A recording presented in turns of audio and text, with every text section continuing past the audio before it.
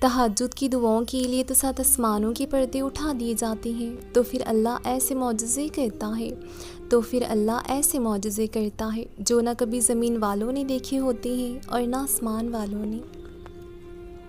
یوں ہی تو نہیں پا لیا تہجد کا سجدہ تم نے، کچھ تو ایسا ہے ناممکن جو تمہارے لیے ممکن ہونے والا ہے۔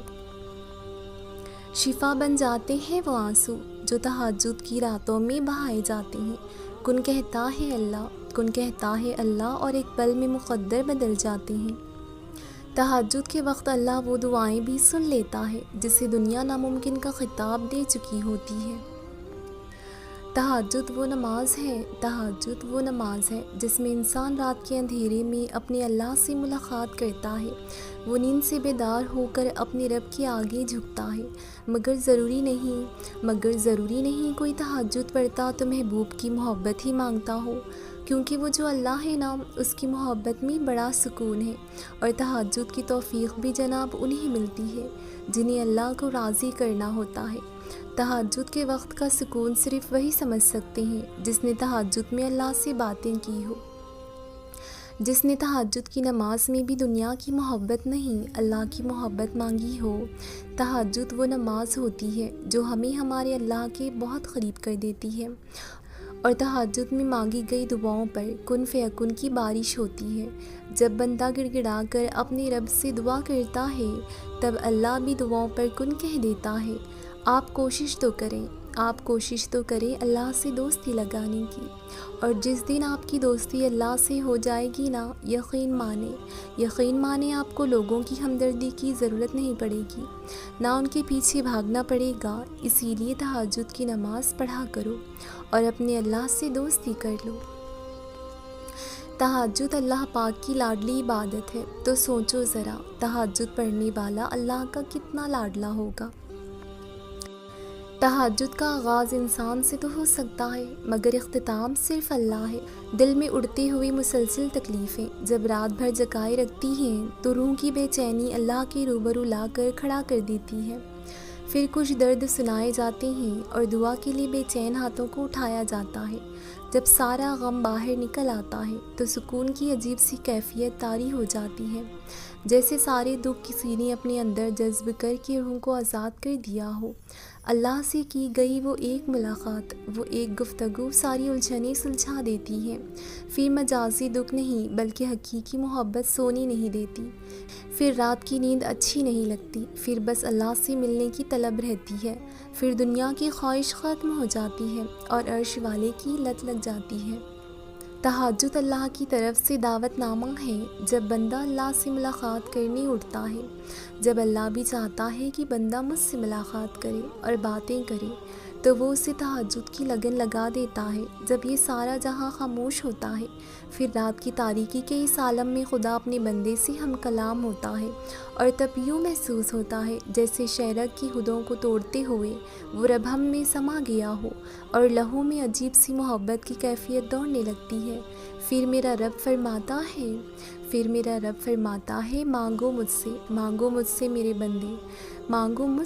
بندے، تو نے جو مانگا میں نے دیا تجھے۔ مگر تب اللہ کے سوا کسی کی طلب نہیں رہتی، اور پھر طلب اللہ کی ہو اور وہ نہ ملے، ایسا تو ممکن ہی نہیں ہے۔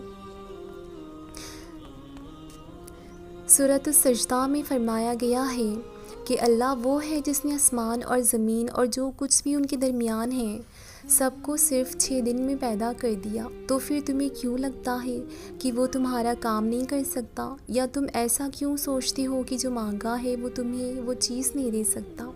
اس کے خزانوں میں کبھی کمی نہیں ہوتی، وہ آسمانوں سے لے کر زمین تک ہر کام کی تدبیر کرتا ہے۔ تمہارے نزدیک جو 1000 برس کا کام ہے نا، وہ اللہ کے لیے وہ ایک لفظ کن کی بات ہے۔ کائنات جو بھی کہے اپنا یقین پختہ رکھو۔ یا تم ایسا کیوں سوچتے ہو کہ جو مانگا ہے وہ تمہیں وہ چیز دے نہیں سکتا؟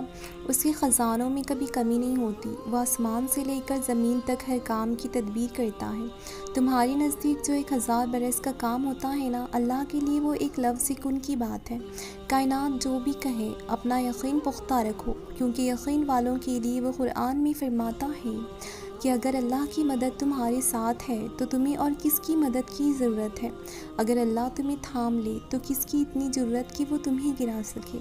اگر اللہ سفارش سن لے تو کس میں اتنی ہمت ہے کہ وہ انکار کرے، اور اگر اللہ ہی سفارش نہ کرے تو کوئی کیا ہی کر سکتا ہے۔ جب تک اللہ تمہارے ساتھ ہے نا، تب تک نہ کوئی تمہارا کام بگاڑ سکتا ہے اور نہ تمہیں ہرا سکتا ہے۔ جب وہ کسی چیز کا ارادہ باندھ لیتا ہے نا، تو کائنات کی کوئی چیز اسے روک نہیں سکتی۔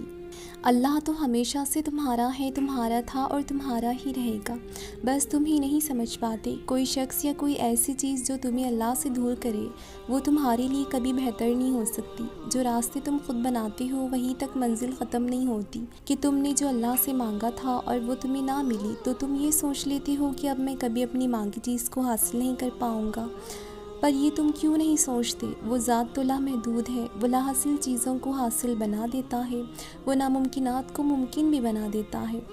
زندگی کئی راستوں اور کئی پریشانیوں ڈال کر ہی تمہیں تمہاری چاہت لاتی ہے۔ اللہ تمہارے حالات، تمہاری پریشانیاں تب تک نہیں بدلتا جب تک وہ تمہارا من نہیں بدل دیتا، جب تک وہ تمہیں ان چیزوں پر بھی تمہیں راضی نہیں کر دیتا جو تمہارے لیے بہتر نہیں ہے۔ اللہ جو دے اس کی رضا میں راضی ہونا سیکھو۔ اللہ کے نزدیک صبر کرنے والے بندے بہت پیارے ہوتے ہیں، تو دعا کرنا کبھی نہیں چھوڑنا ان چیزوں کی جو تمہیں نہیں ملی، اور صبر کرنا اپنی آخری سانس تک، اور مانگتے رہنا کیونکہ اس کے معجزوں کی کوئی حد نہیں۔ اور وہ اللہ ہے نا، وہ تمہیں کبھی بھی ہیرے کی جگہ کوئی لا نہیں دے گا، تو صبر اور یقین کیے رکھو اللہ پر۔ کبھی کبھار ہم توکل کے سوا کچھ بھی نہیں کر سکتے، ہاں تب بہت خوف آتا ہے جب توکل کرنے کے علاوہ کوئی بھی راستہ ہمارے پاس نہیں بچتا۔ پھر وسوسے ستاتے ہیں، پھر بند راہیں ہماری سانسیں اپنے ہاتھ میں لے کھڑی ہوتی ہیں، بس یوں لگتا ہے جیسے اب سب ختم ہو جائے گا اور سانس یہیں رک سی جائے گی۔ توکل کا سفر صبر کے سفر سے بھی زیادہ مشکل ہوتا ہے، کیونکہ صبر کے سفر میں تو انسان دل کو سمجھا لیتا ہے کہ جو ہے بس وہی ہے، لیکن توکل ایسا موڑ ہے جہاں دل کو یہ پتہ بھی ہوتا ہے کہ سب ختم ہو گیا، لیکن پھر بھی ہم یقین کا انتخاب کرتے ہیں، اور شاید تب ہم یقین کی آخری انتہا پر ہوتی ہیں جب نصیب سب کر گزرتا ہے، لیکن پھر بھی ہمیں اللہ کی قدرتوں پر زیادہ یقین ہوتا ہے۔ شاید ہمارا وہ انتخاب ہی ہمیں اس تک لے جاتا ہے جس تک جانے کے سارے راستے ختم ہو چکے ہوتے ہیں۔ شاید کبھی کبھار سب غائب ہو جانے کے بعد بھی مل جانے کا یقین ہونا چاہیے۔ شاید اللہ کو سانسوں کی یہ ڈور سونپ دینے سے ہی ہمیں نئی زندگی مل جائے۔ شاید معجزے سے پہلے واقعی کوئی راستہ باقی نہیں رہتا سوائے اللہ پر بھروسہ کرنے کے، سوائے اللہ سے مانگتے رہنے کے۔ اللہ یقین اور آزمائش کے لیے بس اپنے خاص بندوں کو چنتا ہے، اور جنہیں چن لیتا ہے وہ اللہ کے انتخاب پر راضی ہو جاتے ہیں۔ پھر ہم ہر اس سانس پر یقین رکھتے ہیں جو اللہ نے ہمیں خود تک لے جانے کے لیے دی ہے۔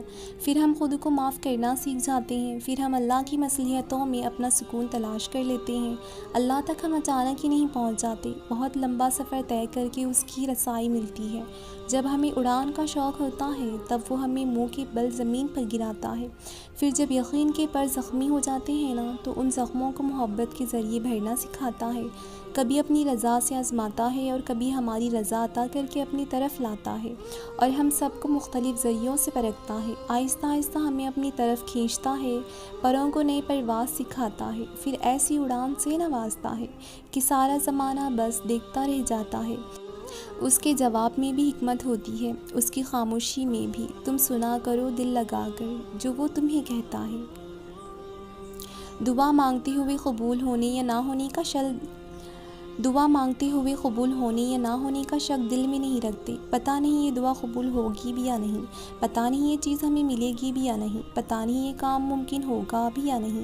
یہ سارے خدشات تو تمہاری ذات کے ہیں، اللہ کی ذات تو اس سے کہیں زیادہ وسیع ہے۔ وہ تو معجزوں کا بادشاہ ہے، وہ جب چاہے حالات بدل سکتا ہے، وہ جب چاہے دل بدل سکتا ہے، وہ جب چاہے لاحاصل چیز سے راضی ہو سکتا ہے اور نواز سکتا ہے، وہ جب چاہے نصیب بدل سکتا ہے۔ اللہ وہ سب کر سکتا ہے جو تم نہیں کر سکتے، تو جس کی ذات لامحدود ہے اس سے محدود دعائیں کیسی؟ اپنے اعمال دیکھ کر نہیں، اس کی شان دیکھ کر مانگو جس نے تمہیں بنایا ہے، اس سے بہتر تمہیں اور کوئی نہیں سمجھ سکتا۔ اور یاد رکھو اور یاد رکھو کائنات میں ایسا کچھ بھی نہیں جو ہمارا رب نہیں کر سکتا، کائنات میں ایسا کوئی غم نہیں جسے اللہ نہیں بھر سکتا۔